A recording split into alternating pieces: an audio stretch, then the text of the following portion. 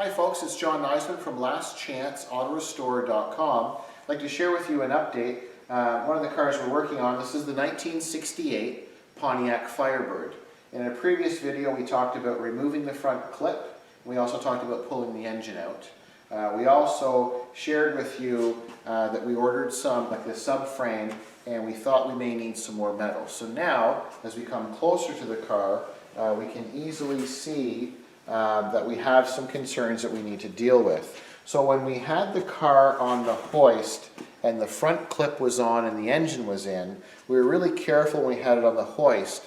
And when we were kind of moving it around on the hoist, we were hearing some very unpleasant creaking here and there. And we were concerned about the windshield. And then when we started to bring the car up a little bit on the hoist, we noticed that the gap started to change and a considerable amount between the front clip, between the fender and the doors. And they started to widen at the top and narrow at the bottom, which we suspected because we shared it in a previous video where we knew this front subframe and cradle kind of assembly. We shared with you how much corrosion there was and how bad it was. And since then we've ordered a new cradle. So we knew we were going to have to deal with that. We assumed or hoped that the cowl area and the firewall were going to be strong. But since then, just to kind of bring you up to speed, we removed the whole front clip as a unit.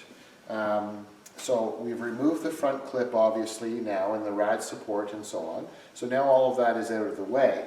So now we know why there is so much creaking and some funny noises and flexing. So we have to order a new front cowl section, and we also have to order a new firewall. So I'd like to share with you now, and it's kind of, I guess you'd say it's discouraging on what some people find to be acceptable repairs. And a lot of this, like some clients or people would say, well, this is kind of embarrassing if you own this car because someone's pulled the wool over your eyes.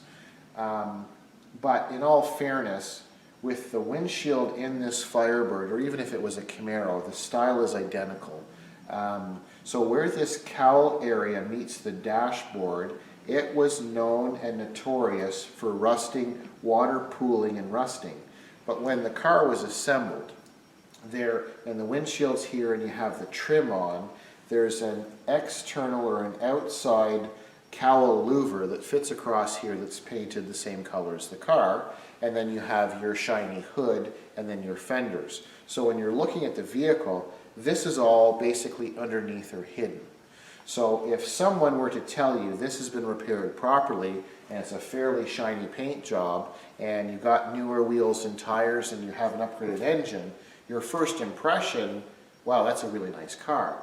But as we dig further, and we had kind of an idea there might have been something going on here with the front cowl, so now we know for sure. Now the disheartening part is this whole front cowl, and the repair has gone, as you can see here, this crack, I think the camera can probably pick it out. Before we start to sand and grind and remove some of this, we have to determine how far the rot of this cowl rolls into the dashboard, because these dashboards come as one complete assembly, and it's a considerable amount of work and then also a substantial amount of money to buy the complete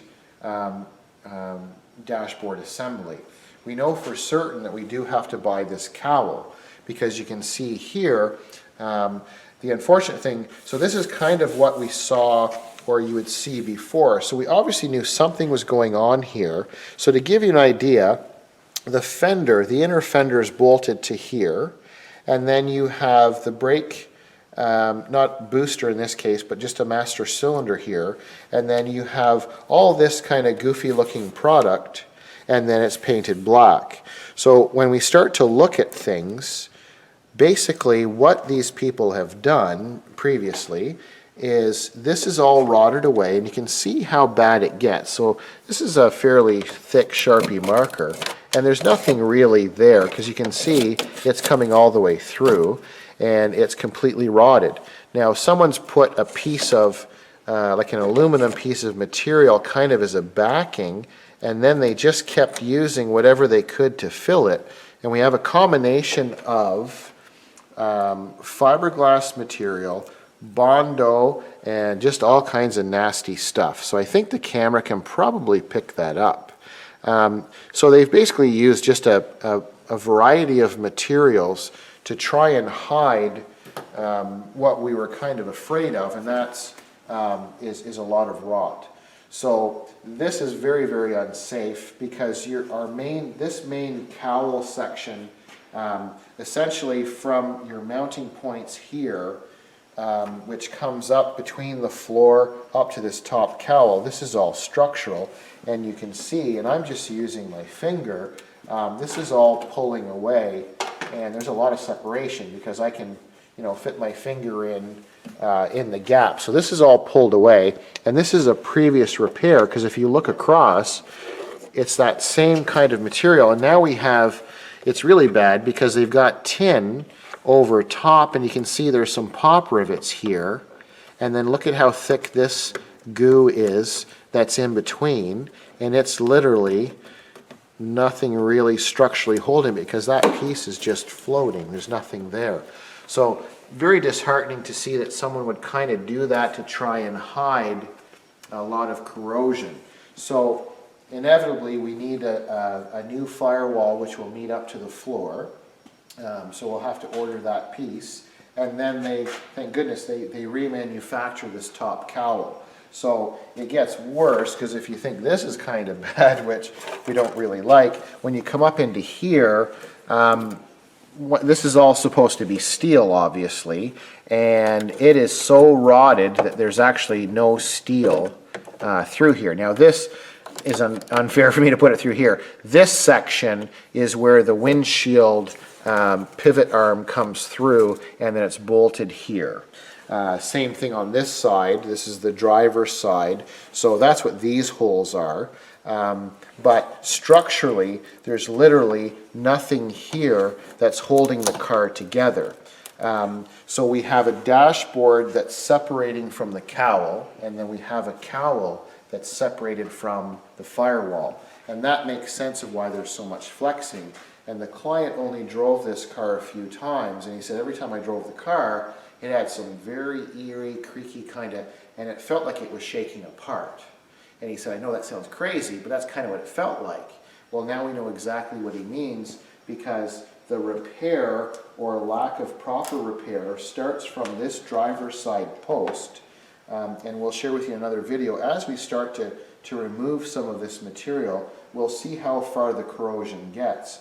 But when we go across, I'm sorry, I'll walk in front of the camera here, but as we come across the passenger side, you can see I just removed with my finger, same thing as before, this caulking kind of material, and you can see the rot and the extent of it.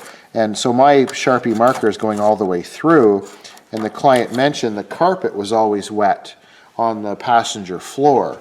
So unfortunately, the Chev Camaro and the Pontiac Firebirds were fairly notorious for having water pooling in these areas, in these lower sections, and then once they pool, then they rust and they end up doing what we see here. Now this is a little more extreme, but as you come across, the camera can probably pick it up.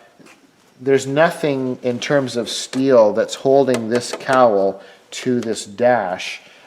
This thickness here, which when I put my fingers in between, the only thing that's there is fiberglass, and you can see the whole thing is flexing. And here's a perfect example. There is no metal left, and I think the camera can probably pick that up. So we have more of this fiberglass material and fiber that they've basically just laid in between the dashboard and the cowl to try and cover up the inevitable, which there's no metal there. So we're obviously going to have to deal with this. So with the new subframe ordered, we'll share with our client, and obviously we'll do a little more work here to determine whether or not we can save the dashboard, but we'll replace the cowl and we'll also replace the firewall. And then with all this properly repaired and welded as it should be, structurally be very, very sound. and then we have the all-new front subframe. So with the subframe and all of this done properly, the body should be quite strong. So just wanted to give you a quick little update. So this is the 68 Pontiac Firebird. I thank you for watching. I'm John from lastchanceautorestore.com.